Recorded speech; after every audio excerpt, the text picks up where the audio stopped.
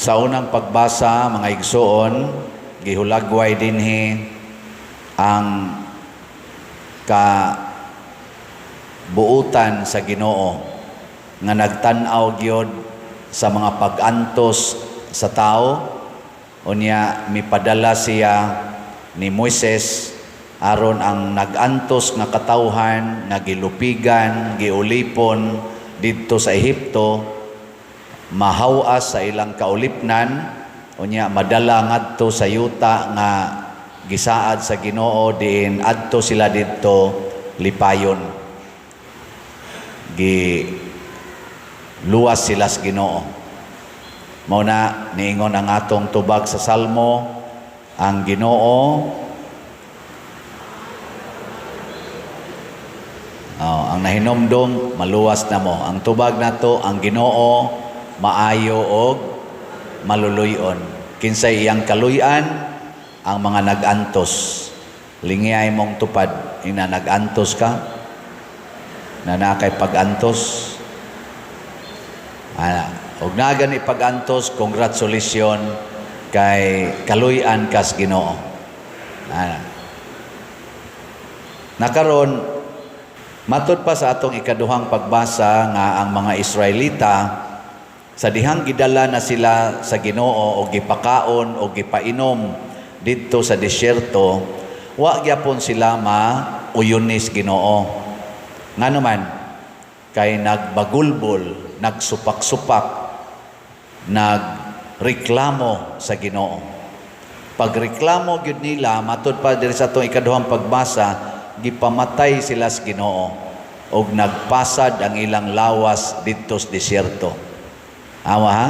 Ang Ginoo maayo og maluluyon, pero magbagulbol na gayta niya, mo reklamo na gayta niya, patay gyud ka. Gilain na sang lingi sa imong tupad, ing nadili ka reklamador, mangutan-a. Inigreklamo na to, patay dayon ta. Unsa man ang reklamo nga gipasabot diri sa atong ebanghelyo, gi-emphasize gina ni Kristo. Unsa man din ang reklamo natos Ginoo? Gitawag na siya pagsupak sa kabubutos Ginoo. Ug unsa may tawagan na? Sala. Sala. Bisag unsa ta kapinangga sa Ginoo, kada nato buhat og sala, mahimo gitang kaaway sa Ginoo. Nga naman, mapariha ta sa kahoy nga way bunga. Kay ang tao nga makasasala, dili na gid na kabunga. Unsa man ang bungas kahoy? Sama ng bungas mangga, bunga sa kaimito, bunga sambag, bunga sa unsa pa na diya? Unsa man ang mga bunga makalipay sa katawhan o makaguol? Basta bunga kay atong hisgutan, makaguol, ay di makalipay. Pero guwa gani bunga ang usa ka kahoy, makaguol. Muna putlon, aron ta malipay, himuan na lang ng lamber. Malipay gyapon ta, pero bunga mangyapon na ang lamber. Basta mapahimuslan. Muna ang kahoy diri sa atong ebanghelyo, giingnan sa agalon, putla na lang ni kay nag-usik ra ni siyuta, sa katambok siyuta. Pero unsa may gihimo sa hardinero? Ang hardinero mao ni si Kristo. Unsa may giingon sa hardinero? Sir, tagai sa nig chance karong tuiga ako ning kubkuban, akong abunuhan. Kung mubunga gani siya sunod tuig, ato ni siyang padayonon. Pero di gani mubunga, bisag ato pang giatiman, putlon. So ang Ginoo magsigig atiman nato, pero kung di kita mo bunga, magsigig kitag pakasa, putlon ta. Kinsa may angayng putlon ron? Ang Team Marcos o Team Duterte? Or kinsa man rong mga kandidato nga nang-apply kunuhay aron moalagad nato, mo share sa ilang bunga. Kinsay angayng putlo nila, kinsay angay sad nga papadayonon. Matod pa sa ato ikaduhang pagbasa karon, mauna ang panahon sa katapusan. Ang termino sa mga senador o uban pang mga posisyon hangtod sa konsehal sa lungsod, daghan nila matapos karong Mayo. Ano sa ato eleksyon? Midterm? Kana muna nang-apply sila balik. Atong analyson nya na may duha ka team karon nga mao gyud kusog daghan sila kandidato, ang team Marcos o team Duterte. Kinsa Manila ang naghatag og maayong bunga atong butaran, o kinsa tong wa gyud bunga naghatag lag kahasol sa atong katilingban atong putlon.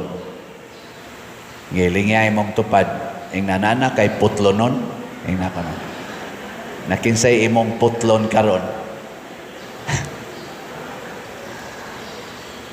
Naay uban diha dugay na kaayong gasigig lingkod sa atong mga posisyon sa gobyerno. Mura kaning kahoy diri ba nga nag-ingon ang tag-iya nga sige na malang nig usik sa katambok. Ang katambok sa atong nasod gikurakot lang aning mga tawhana. Ang sa may mga sala nga gipahimuslan sa atong mga leader sa nasod, korupsyon. Number 1 gina, korupsyon. Sunod kanang naang mga pagtugot anang drugas. Karon kada adlaw makabati na tag naay gipatay tungod sa drugas. Naagani foreigner diin to namatay, butang to may kasilyas. Burakay matingal ito. Gipatay na sad, nanasaroy bago, the other day, patay na sad, dihay galakaw lang, gipatay, dihay gaatang og sakyanan, gipatay. Kana bang nimbalik na sad ni? Bunga ni sa pagkadili mabungahon sa mga leaders nga nagdahas atong katilingban karon. Kaya naa maginas leader. O gimo nang pasagdan ang sala sama anang korupsyon, drugas, kaning pagtugot aning mga immorality, pasagdan na nato, mga smuggling, mga insurgency, kaning mga terorista, maguba gining atong katilingban ug mausik ang atong katambok sa yuta. Karon billions of pesos ang siging gawas sa atong panudlanan tungod lang aning kagubot nila sa politika, tungod aning away-away, tungod aning wa nila pagkahiusa. Nga naman, kay wa maminaw sa Ginoo. Mo na ingong Ginoo, dili ang kadaot sa kalibutan, dili makadaot ng linog, kanang tsunami, kanang naang Yolanda, kanabang mga kalit, mga natural calamities, dili na, or mga man-made calamities, matumpag ang turi, ang puwin traged ni Kristo, sige hanyag balik-balik, biyai ang inyong sala. So kinsa may niapil aning korupsyon, niapil aning drugas, niapil aning terorista, niapil aning immoralities, niapil aning pagkabakakon, nga way transparency and accountability ang atong mga panudlanan sa gobyerno, sige hagtago na ay mga blanco nga report, na ay mga wa na budget, ginana ba wa klaro. Unsa man na sala nya kun moapil ta ni ana putlon tas Ginoo nya mahimo sad tang kataw-anan og makauuaw. Human napadala sa ICC nga prisuhan si former President Rodrigo Duterte, tuan na dito sa napriso na, karon pa sad sila nag-Senate hearing. Nya ilan ang gidiscuss og unsaon pagpadala ang unsaon pag-apply ang warrant of arrest nga ihatag nato gikan sa foreign court. Karon pa gidiscuss, dili ba murag kataw-anan? Tuan na hino, na priso na, gi-apply na karon pa nila gidiscuss og ilang nakit-an diha atong nabati sa Senate hearing nga daghan day kayo mga provision sa atong konstitusyon hasta gani sa statutes nga gikan sa ICC nga wa gyud maklaro og tuman, questionable ang pagtuman. Pero sa mga nipatuman atong arrest warrant nga gikan sa ICC, ilas ang gidipinsahan gamit sa silag balaod. Naagyapon sila'y rason. Ana. Pero ang pangutana, niining duha ka panig kadtong authority nga gipugos pagpadala si President Duterte ngadto gyud pasakay atong eroplano atong pitsa 11 sa Marso. Nakahatag ba sila kalipay sa kinabag-an nga mga Pilipinos? Ang ICC nga nag-condemn ni President Duterte nga doon na siya'y guilty siya or accused siya nga guilty sa crime against humanity. Kanang ilang desisyon as foreign court nga gi-impose din his Pilipinas, nakahatag bagkalipay natong mga Filipinos, kinabag-an nga Filipinos.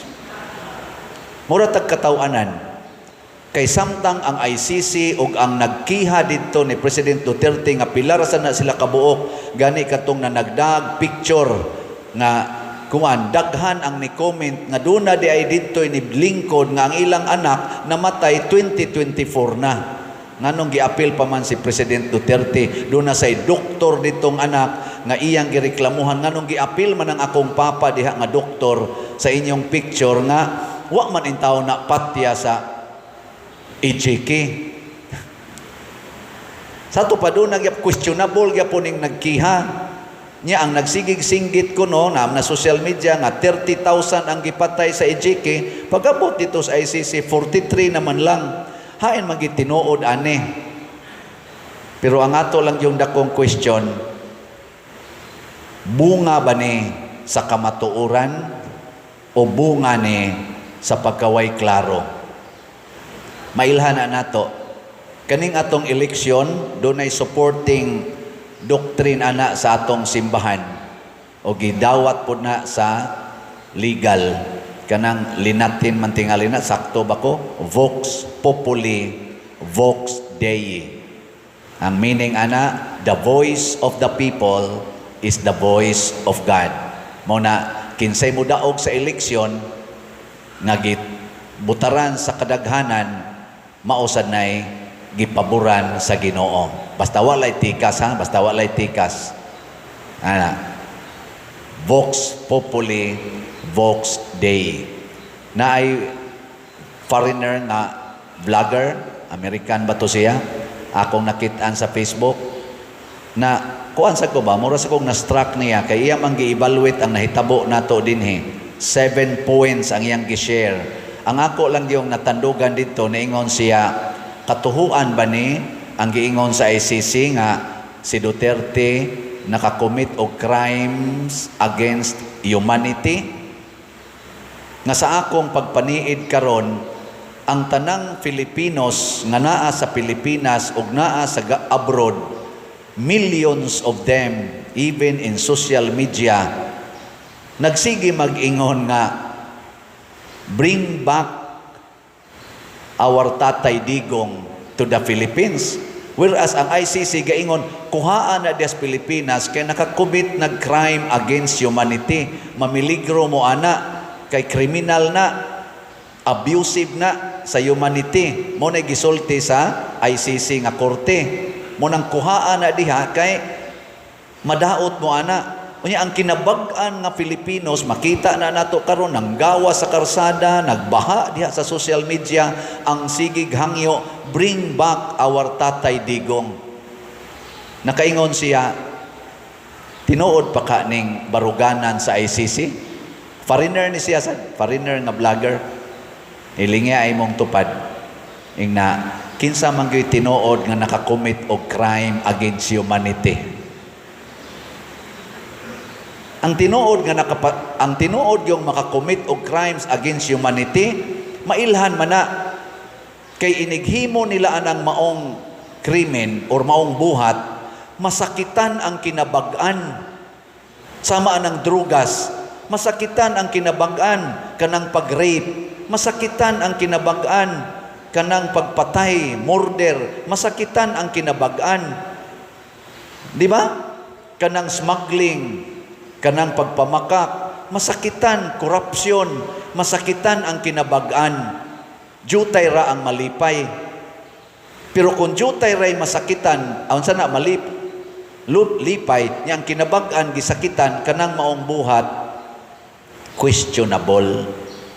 So ang pagpadakop ni President Duterte, crimes against humanity, o gikuha siya padung ngadto sa ICC, that is questionable. Kaya nga naman, kinabag-an na to mga Filipinos. Dili na lang ta magpakabuta-bungol, kinabag-an sa mga Filipinos, bisan pagani ang dili mga pro-Duterte nasakitan. Nga naman, ang ilang gitanaw, wa gi-apply ang atong sa tinaw nga pag-apply ang atong Philippine Constitution.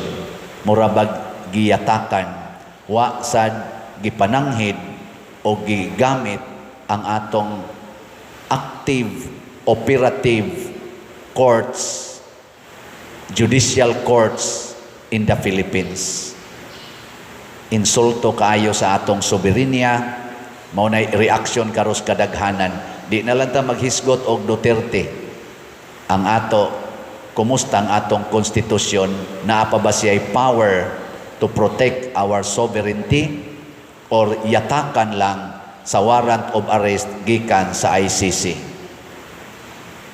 Kanalay atong tugkaron tingali, pulos naman ta mga kamaong mo evaluate, mamalandong ta og moampo tas Ginoo, unsa kay sala nga nahitabo nining maong sitwasyon. Kung naay sala, atong hunongon. Kung way sala, atong padayonon.